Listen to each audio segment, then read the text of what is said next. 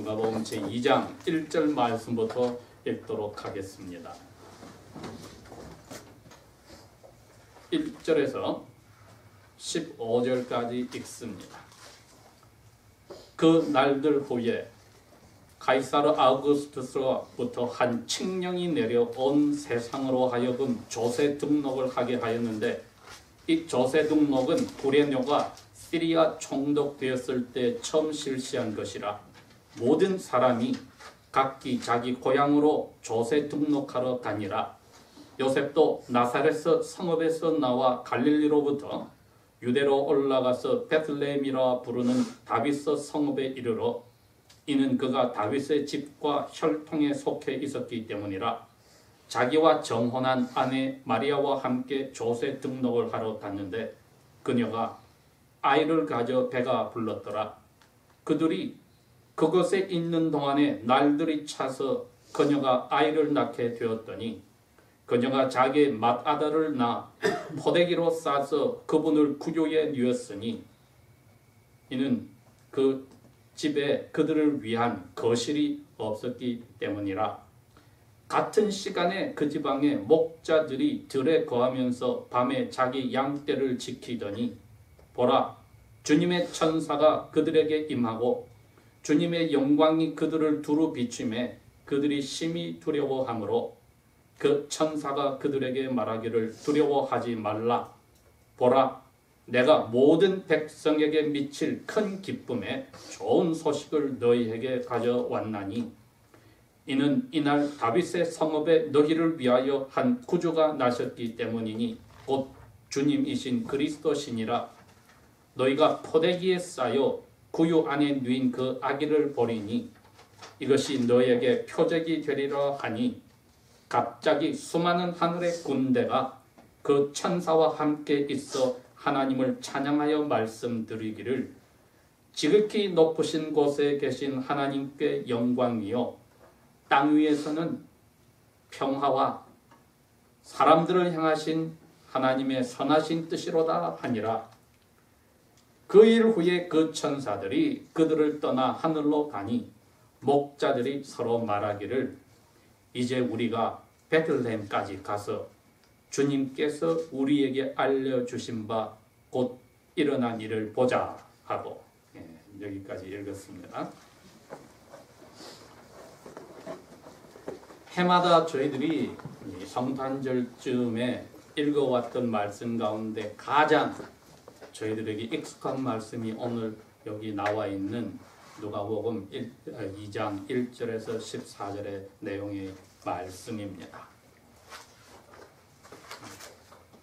무엇보다도 저희들이 이 성탄절쯤에 빛들을 가지고 나무에다 장식을 하는데 거기서 빛은 다름이 아니라 하나님께서 이 세상에 아들을 보내셔서 사람의 영혼이 죽어 있는 것을 깨우고 어두워진 것을 밝게 하는 그 표시가 되겠습니다. 오늘 성탄절 아침에 저희들이 이 말씀을 읽으면서 특별히 여기에 천사들이 이 목자들에게 하신 말씀을 집중을 해서 보도록 하겠습니다.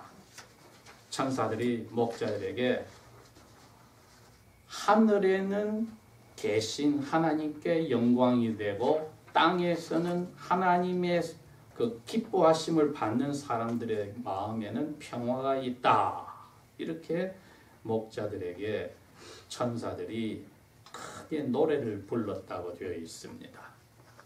저희들이 이제 잘 알다시피 목자들이다 그러면은 아주 오래전에 이스라엘의 조상들인 아브라함이나 야곱이나 이삭이나 더 올라가서 에덴 동산에서 쫓겨났던 아담과 하와의 둘째 아들이었던 아벨과 같이 양을 치는 사람들이었다는 것, 그건 그 당시에는 인정을 받는 그러한 클래스에 있는 사람들이었습니다.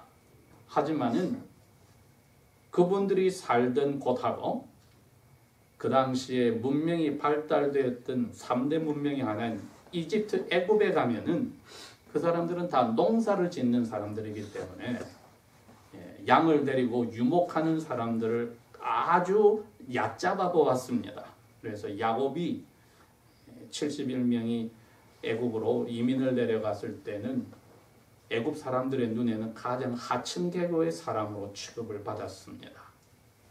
근데 그게 나중에 가나안으로 다시 돌아와서 약 150년 후에 다윗 왕이 목동의 자리에서 왕의 자리에 갔을 때 이미 오늘 나오는 바로 이 베들레헴에 있는 목동들의 이야기하고 연결을 할 수가 있습니다. 그러니 그분 자신도 8명의 아들들 중에 막내로서 새파란 13세, 14세 어린 그야말로 청소년이었는데 형들은 그러한 일은 안 하고 가장 별 볼 일 없는 이 막내 동생이 양을 치는 목자로 있었다는 것입니다. 그러니 그게 인정받고 사람들이 우러러볼 수 있는 직업이 아니었다는 것입니다. 오늘날에까지 베두이안 옛날 아브람 때부터 내려오던 그 떠돌아다니는 유목민의 모습을 그대로 유지하고 있는 유대 광야 쪽에 베두인들의 삶 속에는 이제는 아예 젊은 청년들은 목자가 아예 없어지고 아주 나이 든 할머니거나 아주 어린 여자애들이 목자의 삶을 살고 있습니다. 기껏해서 부자들이 목자들을 고용할 때만이 어른 남자들을 고용을 하는데 그 사람들은 그렇게 신용할 만한 사람들이 아니었던 것입니다. 이처럼 다윗 왕 시대에도 이미 목자들은 인정을 받지 못하였고 그 후에 1200년이 지나서 오늘 예수님께서 태어나시는 날 첫 번 소식을 듣는 목자들도 그 사회에서 가장 낮은 자리에 있는 캐스트 시스템의 제일 밑바닥에 있는 사람이었습니다. 그 당시 레바이들이 목자들을 로마 밑에서 유대인들에게 돈을 뜯어내는 텍스 컬렉터, 세리들과 같이 취급을 하였습니다. 그리고 프로스티튜트, 창녀들 취급을 했습니다. 그러니 같은 유대인들인데도 동네에서 끼어 살지 못하고 양들을 모아놓는 조그만 담을 치워놓은 밖에서 살거나 아니면 동굴에 구멍을 뚫어서 거기에다가 양들을 넣고 같이 잠을 자는 가장 하층민들의 사람이었습니다. 그런데 왜 400년 동안 조용하던 하나님이 갑자기 목자들에게 이 천사를 보내서 이야기를 하게 하셨으며 그 다음에는 그 천사가 말이 끝나자마자 하늘에서 갑자기 천사의 군대가 내려와서 그 목자들 옆에 그 천사와 함께 서서 하나님께 찬송을 드리게 하셨을까? 이건 한번 우리가 생각해 보아야 합니다. 먼저 천사들의 군대가 와서 찬송을 하기 전에 이 목자에게 천사가 먼저 와서 가까이 섰다고 했습니다. 공중에 떠서 이야기를 한 게 아니고 이 목자들이 양떼들 옆에 추운데 자고 있는데 갑자기 환하게 비쳐서 앞에 나타났다는 것입니다. 나타나서 무서워하지 말아라 그 이야기를 했습니다. 그 다음에는 모든 사람들에게 갈 큰 소식을 내가 가져왔는데 이게 너무 좋은 소식이다, 기쁜 소식이다 그 이야기를 했습니다. 만약에 그러한 밑바닥의 삶을 사는 사람들이 기뻐할 게 뭐가 있겠습니까? 밤에 따뜻하게 잘 수 있고 배부르게 먹을 수 있고 그게 그 사람들이 원하는 전부입니다.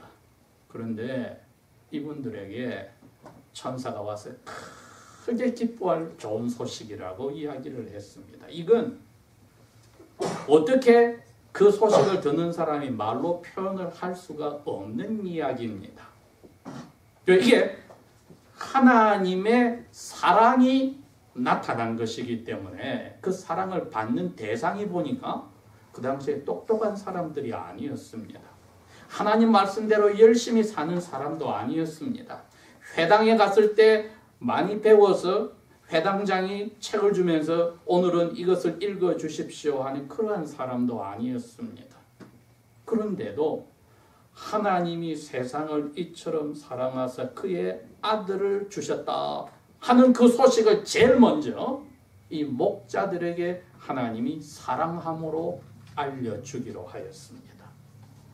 왜? 하나님 마음에 가장 가까이 닿는 사람이기 때문입니다. 2001년도에 우리 뉴욕에 트윈타워가 부서지고 911이 사건이 터졌을 때 여러 가지 소식들이 많았는데 이제 그럽니다. 아침에 애들 학교 가기 전에 안아주고 I love you 꼭 해줘. 무슨 일이 생길지 모르니까. 또 뉴욕에서나 어디에서 비행기를 탈 때 부부나 애들이나 같이 타지 마. 또 터지면 다 죽으니까 따로따로 타고 가. 이제 별의별 이야기들을 많이 했습니다. 그 사랑을 나타내는 것이 많이 뜨거워졌습니다. 그래서 부부 사이도 아침에 나가기 전에 사랑한다 이야기하고 애들에게도 사랑한다고 이야기하고 이거는 그 트래직 비극 속에서도 하나님이 보실 때 아름다운 반응이 되었습니다. 이 목자들에게 하나님이 천사를 보내서 이렇게 이야기를 해주라는 것은 하나님의 사랑의 표현입니다. 그러니 저희들이 오늘 이 목자들에게 천사들이 나타나서 부른 노래 속에 하나님의 사랑을 볼 수 있어야 합니다. 먼저 천사 하나를 보내서 이야기를 해주고 그 다음에 천사 군대를 보내서 찬송을 부르게 하여서 이 목자들의 귀에 들어온 이야기와 찬송이 마음에 하나님의 사랑을 맛보게 하는 푸근하게 하는 동네 사람들은 서로 피해 다니는데 이 목자들을 마음을 포근하게 하는 하나님의 마음을 드러낸 것을 저희들은 보아야 됩니다. 경상도 사람들은 결혼하면은 와이프한테 사랑한다는 말을 안 꺼내는 것을 자연스럽게 생각을 합니다. 뭐 새벽에 나가서 밤늦게 사랑하니까 내가 가족을 위해서 이렇게 열심히 일하고 오는데 꼭 사랑한다는 말을 해야 되느냐. 그러니까 뭐 기껏해서 와서 밥 못나 아는 자자 꼭 사랑한다는 말을 할 필요가 없다 이거죠. 왜? 내가 이렇게 새벽부터 늦게까지 와서 이렇게 내가 너희 가족을 위해서 말하는데 그러나 그건 아내의 마음은 그게 아니지 않습니까? 남편이 밖에서 자기를 위해서 한다 하지만 입으로 내가 너를 사랑하노라 이 말 나오는 것은 그리스도인들이라면 하나님 아버지께 배워야 합니다. 하나님 아버지는 구약성경 39권 속에 얼마나 우리에게 내가 너를 사랑한다 이렇게 사랑한다 저렇게 사랑한다. 여러분 솔로몬의 아가서를 읽어보십시오. 우리를 향한 하나님의 사랑을 구구절절히 써놓았습니다. 그러니 우리 경상도의 습관은 이렇다. 나는 이렇다. 이런 개인의 성품이나 관습을 제쳐버리고 벌거벗은 아기로 태어나기로 한 하나님의 그 사랑을 저희들이 본받을 필요가 있다 이겁니다. 사랑은 나타내야 합니다. 표현을 해야 합니다. 우리가 말로와 혀로만 사랑하지 말고 행함과 진실함으로 사랑하자고 야고보 선생은 이야기했지만은 제일 아름다운 것은 말로 혀로 사랑하는 것은 엉터리야. 행함과 진실로 말을 안 하고 하는 것도 별 볼 일 없어. 그러나 말도 하고 행함과 진실도 나타내고 하나님이 오늘 하신 게 바로 이겁니다, 여러분. 짠 하고 나타나서 말합니다. 두려워 말아라. 세상의 모든 백성에게 좋은 소식. 너희들이 너무 기뻐할 소식 내가 이야기해 줄게.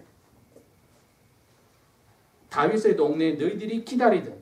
왜 이 목자들도 12살까지는 다 국민학교 가서 배웠거든요. 5살에서 12살까지 모세 오경을 배웠습니다. 다. 그리고 나머지 성경을 꾸준히 회당에서 배웠습니다. 12살 이후에는 이젠 자기들은 목자의 길로 들어갔지만은 하나님의 말씀을 알고 있습니다. 다윗의 동네 이 베들레헴에 약속대로 드디어 구주가 났다. 뭡니까? 구주가 뭡니까? 너희들 스스로 나쁜 짓 많이 하고 주인이 양을 1000마리 맡겨도 어떤 때는 한 마리 빼서 팔아먹고 너희들 먹고 잡아먹기도 했지. 너희들 그 죄덩어리를 용서해주는 죄에서 건져주는 구주가 났어. 이게 제일 좋은 소식이란 겁니다. 이분들은 가장 밑바닥에 살고 자기들이 안 좋은 사람이란 걸 아니까 이건 이분들 마음에 닿는 이야기입니다. 그런데 왜 우리한테 이야기를 하지요? 예루살렘 왕궁에 가서 이야기를 하든지 아니면 시시리아 필리빠에 있는 그 헤롯 왕의 왕궁에 가서 이야기를 하든지 종교 지도자들에게 이야기를 해야지요. 하나님이 약속한 하나님의 아들이 오신다는데 왜 우리에게 와서 이 이야기를 합니까? 이게 이해가 안 되는 겁니다.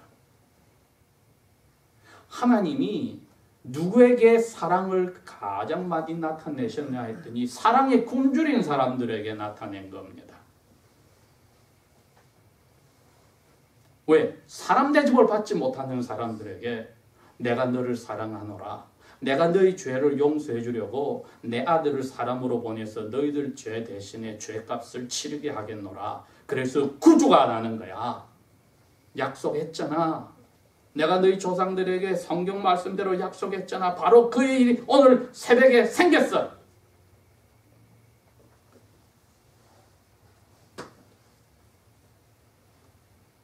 자, 그거로 이야기하고 끝났다면은 이분들이 긴가민가하다 이겁니다. 자, 우리가 그분에게 참 분명히 부모님이 계실 텐데 그 부모님에게 아기를 보러 가게 된다면은 사람 취급을 받지 못하고 쫓겨날 텐데 우리에게 이야기해줘봤자 우리가 가지도 못하는데요. 마음이 그렇게 되는 거죠. 평소에 그런 대접을 받았으니까 아기 낳은 집에 우리가 갈 수 있을까? 거기에 뭐 예루살렘부터 시작해서 많은 분들이 소식 듣고 다 올 텐데 우리는 거기 갈 수도 없지 않느냐. 12절에 천사 그럽니다. 너희들 가보면 있잖아. 천 쓰레기로 강보에 쌓여있어 아기가. 그리고 거실에 왜 말구유가 있잖아. 뒤에 손님 방에 차서 없어. 그래서 이 말구유 거기다가 아기를 넣어놨어. 너희들 동굴 속에 집을 지을 때도 그렇게 만들어 놓고 거기 있어. 그러니 애굽산 이집션 카튼이 아니라 이거지요. 비싼 옷이 아니고 따뜻한 옷이 아니고 너희들 포대기에 싸놓는데 그렇게 지금 싸져 있어. 그러니까 부잣집이나 높은 사람 집이 아니고 너희들 같은 사람들 집에서 태어났으니 거기 계셔. 그럼 가볼만 하지. 그래서 이야기를 해준 겁니다. 그게 표식이야. 너희들에게 이 소식을 전해서 멀뚱멀뚱하게 가지도 못하게 하는 게 아니고 너희들이 가서 볼 수 있는 집에서 태어났어. 그 이야기입니다. 그래서 12절에 분명히 그랬어요. 너에게 이게 표식이야. 사인이야. 너희들이 가도 노하고 왜 너희들이 별 볼일로 내가 우리 왕의 아들이 태어났는데 와서 거절당하는 그러한 곳이 아니야. 그때 갑자기 천사들이 하늘에서 나타나서 군대가 모여서 그 천사 옆에 섰습니다. 그리고 오늘 부른 찬송이 그거였습니다. 높은 곳에 하나님께 영광이고 이 세상 사람들에게는 마음의 평화가 있어. 그런데 그 사람들이 어떤 사람들이냐 했더니 하나님이 무조건 사랑해주는 사람이야. 어떤 사람? 노아 때 하나님이 이 세상이 어린애가 어릴 때부터 모든 사람들이 생각 자체가 이볼, 악하였다 하는데 노아는 하나님께 은혜를 입었더라. 창세기 6장 8절에 분명히 그랬습니다. 그 단어입니다. 그 단어. 은혜라는 그 단어를 오늘 여기에 천사가 한 겁니다. 하나님에게 은혜를 받은 사람들에게는 평화가 있고 하늘에는 영광이 있다. 그러니 하나님이 하늘에는 영광이고 사람들에는 평화인데 그 둘 사이를 어떻게 이어주느냐 했더니 하나님의 은혜가 이어준다는 겁니다. 그걸 영어 표현으로는 goodwill이다. good pleasure다. 하나님의 기뻐하심을 입은 사람이다 표현을 썼는데 그게 하나님의 은혜를 받았다는 겁니다. 다른 거 아닙니다. 봐, 목자 너희들이 바로 그 하나님의 은혜를 받았잖아. 높은 사람에게 우리가 안 왔잖아. 너희들에게 왔잖아. 너희들이 제일 필요한 게 이거야. 하나님이 너희들을 사랑한다는 거야. 뭐를 열심히 해서 사랑한 게 아니고 너희들 스스로 별 볼일 없고 나쁜 짓 한 거 마음에 찔려서 떳떳하지 못하지. 그래서 너희들이 하나님께 사랑을 받고 있는 거야. 필요한 사람, 사랑이 필요하다는 것을 아는 사람, 용서가 필요한 것을 아는 사람이니까 너희들에게 온 거야. 예수님이 그랬지 않습니까? 자기가 아프다는 아는 사람, 그 사람에게 내가 피지션으로, 내가 의사로 찾아가지, 자기는 아픈 게 없다는 사람에게는 내가 필요가 없다. 분명히 이야기를 하셨거든요. 그러니 오늘 이 목자를 찾아오신 이유가 그겁니다. 왜? 자기들은 문제가 있으니까 사람들 앞에 나서지도 못하고 회당에 찾아가지도 못하고 성전에는 더군다나 못 가고 이렇게 밖에서 떨고 자고 양들하고 같이 있는 이 사람들, 내가 별 볼 일 없습니다. 나는 문제를 가지고 있습니다. 아는 사람에게 하나님이 그래, 내 사랑은 무조건 용서하고 주는 사랑이야. 너가 열심히 해서 내가 너 용서하는 게 아니야. 무조건적 unconditional forgiving love, 무조건적으로 사랑하는 사랑이야. 조건이 없어.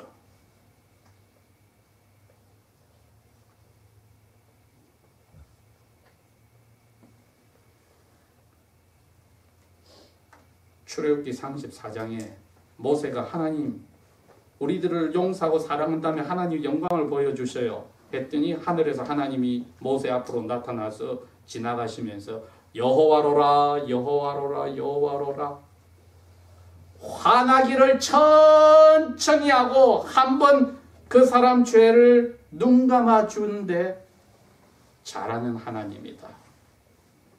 용서를 잘하는 하나님이다. 자손 수천대까지 사랑해주는 하나님이다. 영광을 보여달라고 했더니 나타나서 그 말씀을 하고 지나가십니다. 잘못한 사람은 3, 4대까지만 벌 내리고 그 다음에는 내가 다 용서해줘. 바로 이 목자들에게 사랑을 가지고 오신 거지요. 사랑을 가지고 오셔서, 자, 이게 조상들이 아브라함 때부터 근 1800년 동안 기다렸던 하나님의 아들이 온 거야. 이사야 선지가 그렇게 이야기했지. 평화의 왕으로 오신다고 했지. 너희들 마음에 이제 죄가 사라지고 용서받은 평화를 맛보게 하는 거야. 너희들이 하나님의 이 무조건 사랑을, 용서하는 사랑을 받았어. 오늘 이 시간에 가족 사이 상처를 주고 받았는데 용서를 하고 받는 것을 연습하지 않은 분들은 회개하고 용서해주고 용서를 받아야 합니다. 하나님의 사랑을 우리가 받았습니다. 목자들은 그냥 하늘에서 자고 있는데 떡이 떨어졌다고 생각해. 케이크 떨어졌어요. 스윗 케이크 떨어졌습니다. 이빨도 상하지 않는 케이크 떨어졌습니다. 이거는 먹으면 먹을수록 사랑의 사람으로 바뀌는 것입니다. 크리스마스는 하나님의 사랑이 그걸 받을 자격이 없고 자기 고집대로 죄짓고 사는 사람에게 갑자기 나타난 겁니다. 우리가 무슨 퀄리피케이션, 자격이 있어서 사랑을 받게 된 것이 아닙니다. 이것을 하나님은 하늘에서 이게 나의 영광이야 했습니다. 무조건 용서해주고 사랑하는 게 나 하나님의 영광이다. 그러면 너희들 죄가 저절로 없어진 게 아니고 그건 내가 내 이 아들을 보내서 죄값을 치르게 하는 거야. 그러니 너희들은 무조건 나의 사랑만 받아라. 그 사랑을 받은 사람으로 오늘부터 우리가 살아나가도록 합시다. 기도하겠습니다. 아버지 하나님, 우리에게 주신 사랑, 예수님이 사람으로 오셔서 우리의 죄의 값을 치르고 죽고 또 우리를 하나님의 아들, 딸로 만들려고 살아나신 것 감사합니다. 우리의 마음에 아버지의 사랑이 자라나고 강물처럼 넘치기를 원하니 성령을 통하여서 멈추지 마시고 계속 부어주십시오. 우리로 하여금 이 사랑을 맛보고 즐겁게 용서하고 용서받을 수 있는 예수님의 모습이 나오게 하여 주십시오. 예수님 이름으로 감사 기도합니다. 아멘.